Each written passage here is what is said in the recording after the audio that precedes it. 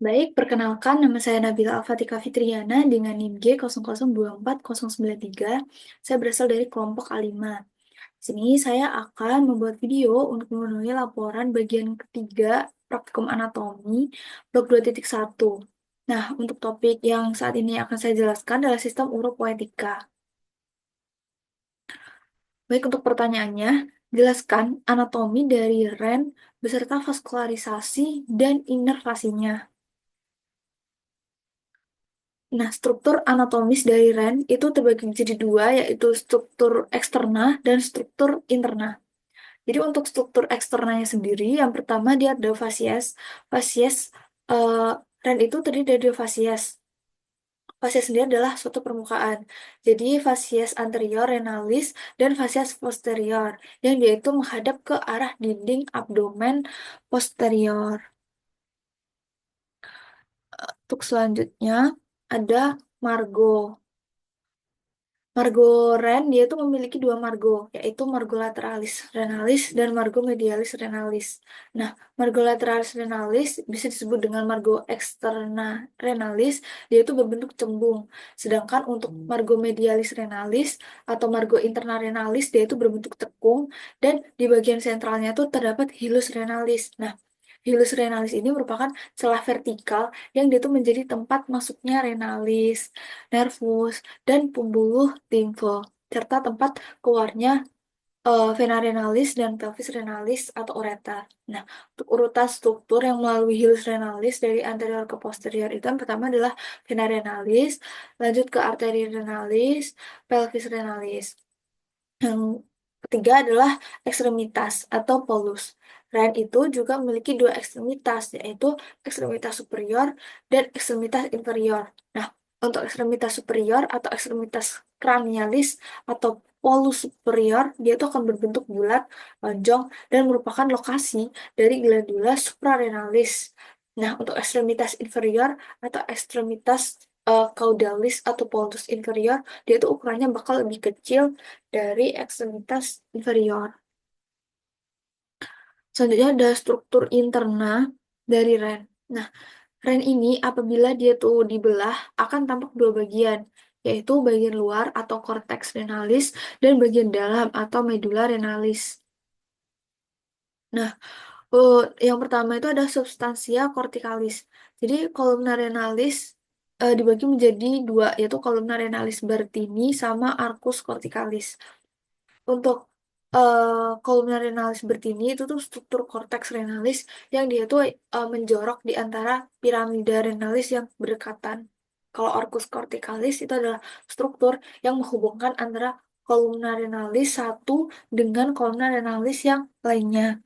Nah, itu bisa dilihat dari gambarnya ya. Kalau medulla renalis itu yang berupa piramid-piramidnya itu dan dia itu lebih gelap. Kalau cortex renalis itu yang pinggir dan dia itu berwarna lebih terang. Next, untuk vaskularisasi dari REN. Jadi untuk vaskularisasi dari REN itu vasa arteriosa itu menuju arteri renalis dan dia itu merupakan cabang dari arta abdominalis. Nah, stigi pertengahan vertebra lumbal 1 dan lumbal 2. Nah, kemudian dia akan masuk ke hilus renalis. Selanjutnya, arteri renalis itu yang berjumlah sepasang, terus arteri renalis dextra dan arteri renalis sinistra. Arteri renalis dextra, dia tuh mempunyai ukuran yang lebih panjang dibandingkan dengan arteri renalis sinistra.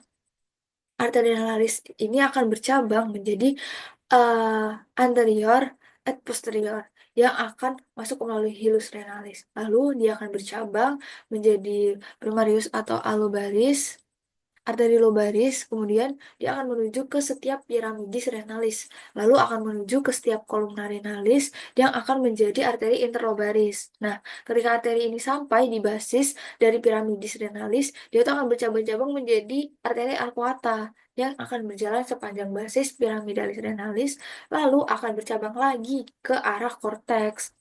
atau cortex renalis. Dia itu akan menjadi arteri interlobularis. Nah, arteri interlobularis ini akan menjadi arterial afferent glomeruli yang selanjutnya akan membawa darah ke glomerulus. Nah, darah selanjutnya akan menuju ke glomerulus, itu akan berhubungan dengan kapsula Bowman, akan membentuk corpusculum Malpighi. Nah, untuk selanjutnya akan difiltrasi menjadi urin. Namun, tidak semua darah yang ada di glomerulus itu akan difiltrasi. Eh, Mungkin terdapat darah yang tetap mengalir dari glomerulus ke arterial afferent glomeruli, yang akhirnya dia akan berakhir di arteri rekta. Nah, selanjutnya dia akan berfungsi untuk reabsorpsi di tubulus-tubulus di ginjal. Nah, jadi untuk singkatnya, jadi awalnya tadi kan ada dari aorta abdominalis. Selanjutnya dia akan masuk ke arteri renalis. Selanjutnya akan menjadi ramus anterior et ramus posterior yang akan bercabang lagi menjadi ramus primaris. Bercabang lagi ke arteri interlobularis. Selanjutnya akan menjadi arteri arcuata dan arteri interlobularis. Nah, untuk arteri interlobularis ini dibagi menjadi 3 bagian, yaitu ramus perforan capsularis, plexus capillaris, sama arterial afferent glomeruli. Nah, arterial afferent glomeruli ini akan selanjutnya menuju ke kapsula Bowman. Dia akan membentuk sebagai anyaman kapiler. Nah, terus selanjutnya dia akan menjadi arterial afferent glomeruli. Nah, arterial afferent glomeruli ini akan membentuk plexus dan dia itu akan mempercabangkan arteri recta spuria. Jadi untuk pertukaran darah pada REN itu dia tuh dilakukan di glomerulus. Jadi darah dari arterial afferent tadi eh, akan berjalan menuju glomerulus, kemudian difiltrasi. Nah, selanjutnya darah itu akan keluar melalui arterial afferent. Nah, kemudian akan menuju ke vasa recta dan berakhir mengikuti aliran dari vena. Nah, vena-vena di dalam ginjal ini akan mengikuti nama dari arteri-arterinya. Contoh, vena recta, terus ada vena interlobularis, vena arcuata, vena interlobaris, vena lobaris, dan vena segmentalis. Nah, fasa venosa ini yang keluar dari ren itu adalah vena renalis dextra, dan ada juga vena renalis sinistra. Yang selanjutnya akan bermuara ke dalam vena cava inferior. Nah, pada vena renalis sinistra akan dimuarai oleh vena testicularis sinistra pada pria dan vena ovarica sinistra pada wanita. Nah, vena suprarenalis sinistra dan vena communis lumbalis ascendens. Komunikan lumbalis ascendens. Nah, pada ren itu juga terdapat anastomosis antara arteri dan vena. Anastomosis arteriovenosa namanya. Jadi, anastomosisnya itu antara arteri dan vena di sinus renalis, kemudian antara vasa darah dan subscapularis, dan antara interlobularis dan vena interlobularis.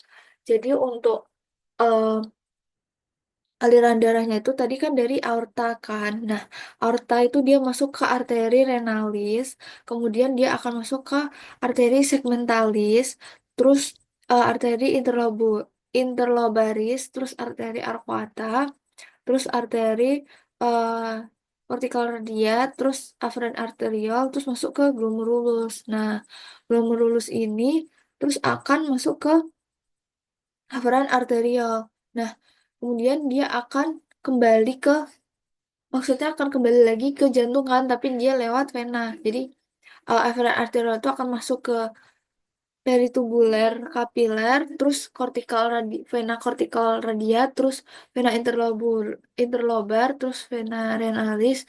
Nah, selanjutnya vena cava inferior. Jadi untuk venanya itu memang sama namanya dengan arteri-arteri di sebelahnya ini. Oke, next untuk drainase limfa. Jadi aliran limfa dari ren itu akan menuju ke nodi aortici lateralis yang terletak di sekitar arteri renalis.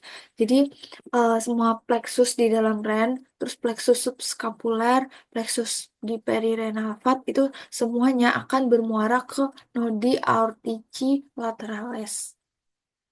Selanjutnya untuk inervasi dari REN itu sendiri, eh, inervasi REN itu dibawa oleh plexus renalis yang di dalamnya itu akan mengandung serabut aferen simpatis dan parasimpatis.